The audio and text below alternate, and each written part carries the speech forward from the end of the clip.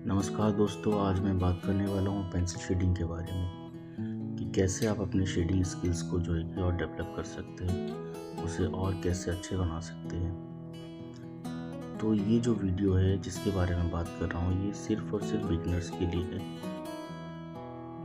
जो pencil shading सीख रहे हैं या सीखना चाहते हैं उनके लिए है।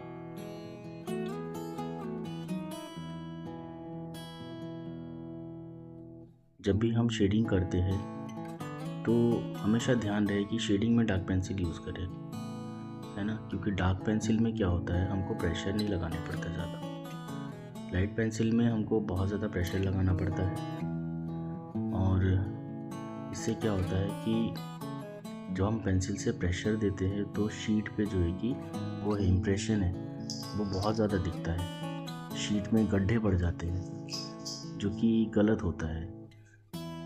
शेडिंग हमेशा हम स्मूथ पेंसिल से करते हैं ताकि शेडिंग हमारी स्मूथ रहे। बहुत ज़्यादा दबा के शेडिंग नहीं करना है, पेंसिल को बहुत ज़्यादा प्रेशर देके शेडिंग नहीं करना है ना।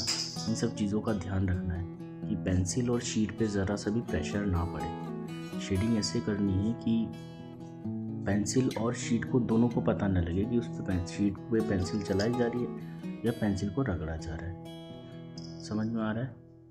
तो स्टेप बाय स्टेप हम काम करेंगे। अगर आप देखेंगे तो किसी भी पेंसिल से लाइट शेड और डार्क शेड लिया जा सकता है। अगर आपके पास डार्क पेंसिल है तो आप उससे लाइट शेड ले सकते हैं और डार्क शेड भी ले सकते हैं, लेकिन अगर आपके पास लाइट पेंसिल है तो उससे आप डार्क शेड, इतना ज़्यादा डार्क शेड नहीं ले सकते, सिर्फ और सिर्फ आप लाइट शेड ले सकते हैं। अगर आप डार्क शेड लेंगे उससे तो आपको पेंसिल को बहुत तेज़ में रगड़ना पड़ेगा, जो कि ठीक नहीं होता शेडिंग में। अगर आप उसको बहुत तेज़ में रगड़ेंगे तो एक तो पैचेस आ जाएंगे, दूसरी बात शीट में गड्ढे पड़ जाएंगे जो कि ब्लेंड नहीं कर पाएंगे आप, है ना। तो पेंसिल शेडिंग करने के लिए हमने सबसे पहले स्मूथ पेंसिल का यूज़ करना है, जिससे कि हमारी शेडिंग स्मूथ हो जाए। बिगिनर्स क्या करते हैं, हमेशा उनके पास ये रहता है कि एक तो वो ऐसी पेंसिल यूज़ करते हैं जो डार्क नहीं है, दूसरी बात वो क्या करेंगे, उसको घिस देंगे, अच्छे से रगड़ देंगे, और नहीं तो क्या करेंगे, कागज़ ले लेंगे, पहले काला करेंगे एक जगह, फिर कागज़ से रगड़ रगड़ के पूरा फैला लेंगे। उसमें वेरिएशन नहीं आती शेडिंग में। शेडिंग में वेरिएशन के लिए आपको काम करना पड़ेगा, हर एक टोन पे काम करना पड़ेगा, और जैसे ही हर एक टोन पे काम करेंगे तब आपको दिखेगा काम कि एक्चुअल में ये है काम। अगर हम चीज़ों को रगड़ते रहेंगे काला कर देंगे तो वो शेड नहीं माना जाता। डायमेंशन क्रिएट करने के लिए हमको टोन पे काम करना होता है, वेरिएशन पे काम करना होता है, तब जाके हमको एक मास्टरपीस मिलता है। और कभी शेडिंग जल्दीबाजी में नहीं होता। आप सोचेंगे कि बहुत तेज करके जो है कि उसको फटाफट निपटा दिया जाए, निपटाने का काम नहीं करना है। थोड़ा काम करो, अच्छा करो। बहुत ज़्यादा काम करके और अच्छा भी नहीं हुआ तो उसका कोई फ़ायदा नहीं है। पेंसिल को घिसना ही नहीं है, पेंसिल को समझना है कि कैसे करके करना है। छोटे बच्चे जैसे रगड़ना नहीं है बिल्कुल, कि बस आड़ा तिरछा कहीं पे भी रगड़ दिया, है ना, ऐसा नहीं करना है। अगर आप पेंसिल शेडिंग सीखना चाहते हैं तो उसके लिए पेशेंस चाहिए, आराम आराम से काम करने की ज़रूरत है, न कि पेंसिल लिया और घिसना स्टार्ट कर दिया। इससे कभी आप जो है कि एक अच्छा आर्टिस्ट नहीं बन सकते। आर्टिस्ट बनने के लिए पहला जो स्टेप है आपका वो पेशेंस है। पेशेंस के साथ काम करने से ही आप अच्छा वर्क निकाल पाएंगे, अच्छा काम सीख पाएंगे। तो ये जो मैं बता रहा हूँ, ये चीज़ें, ये जो एप्पल मैं बना रहा हूँ, इसे मैं रियलिस्टिक लुक देना चाहता हूँ, और डायमेंशन जो इसका होगा वो 3 डायमेंशन में काम करना चाहता हूँ, जिसके लिए आपको कुछ बातों का ध्यान रखना पड़ेगा और मुझे भी कुछ बातों का ध्यान रखना पड़ेगा। इसके लिए हमने इसके टोन में काम करना है, टोन के वेरिएशन पे काम करना है, लाइट की जगह लाइट, डार्क की जगह डार्क, इस चीज़ को बैलेंस करके चलना है। ये नहीं कि कहीं पे भी काला कर दिया और कहीं पे भी लाइट कर दिया। जहाँ से लाइट आ रही है, ये देखिए मैंने लाइट लिखा हुआ है, जहाँ से लाइट आ रही है उधर हमको लाइट टोन देना है, और जिस तरफ को इसके जो है कि इसकी परछाई पड़ेगी उस साइड को हमको डार्क करना है। ठीक, लाइट और डार्क का भी ध्यान रखना है कि लाइट आ किस तरफ से रहा है ना। लाइट की तरफ से, इधर से लाइट आ रही है तो हम इस साइड को लाइट रखेंगे, और इधर जो है कि इसकी परछाई पड़नी है तो उस साइड को हम डार्क रखेंगे।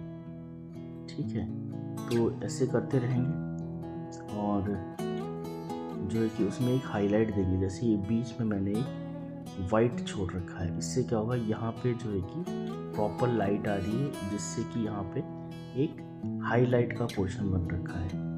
इसी चीज़ को ध्यान रखेंगे, यही जो है कि आपके वर्क में जो है कि डायमेंशन देगा, आपके जो काम है उसमें जो है कि उभार देगा, कि यहाँ पे जो है कि सबसे उभरा हुआ है।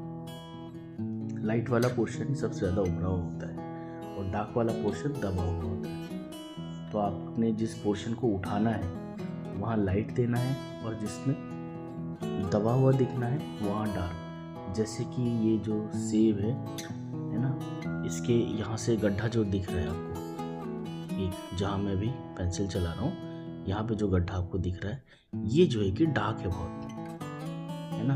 डार्क करेंगे तभी वो गड्ढा लगेगा, अदरवाइज वो नहीं लगेगा गड्ढा, है ना। अगर मैंने वहाँ लाइट कर दिया तो उभरा हुआ लगेगा, है ना।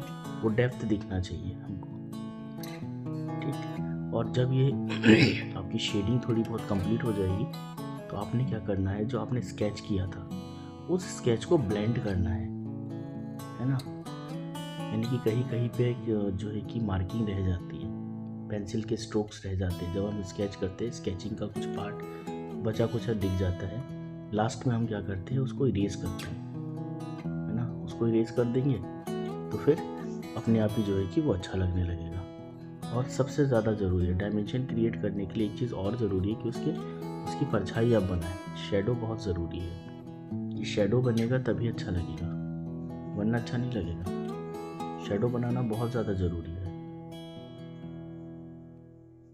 और ऐसा नहीं कि शेडो को बिल्कुल ही काला कर देंगे, हम शेडो को ऐसा रखेंगे जिससे कि वो डार्क टू लाइट जैसा दिखे, क्योंकि शेडो धीरे धीरे धीरे धीरे आगे की ओर जाते हैं तो ब्लर होता रहता है ना। शेडो के एजेस शार्प नहीं होते, वो फेड रहते हैं। परछाई जो होती है धीरे धीरे धीरे धीरे आगे की ओर फेड होता जाता है ना। तो इसका ध्यान रखना है, एकदम ही काला नहीं कर देना उसको, है ना। काला कर देंगे तो अजीब दिखेगा। डार्क टू लाइट लेना है, जहाँ से परछाई उसकी निकल रही है, जैसे ऑब्जेक्ट के पास से, तो उधर हमने रखना। जो बढ़ रही होती है उधर में रंग कर देना करेंगे तो और मिलेगा करके और दिखाए आप भी दिख जाएगा।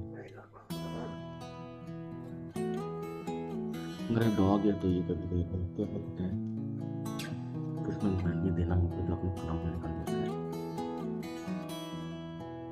धीरे धीरे टुके एलिमेंट है उसको वहाँ पे अपने काम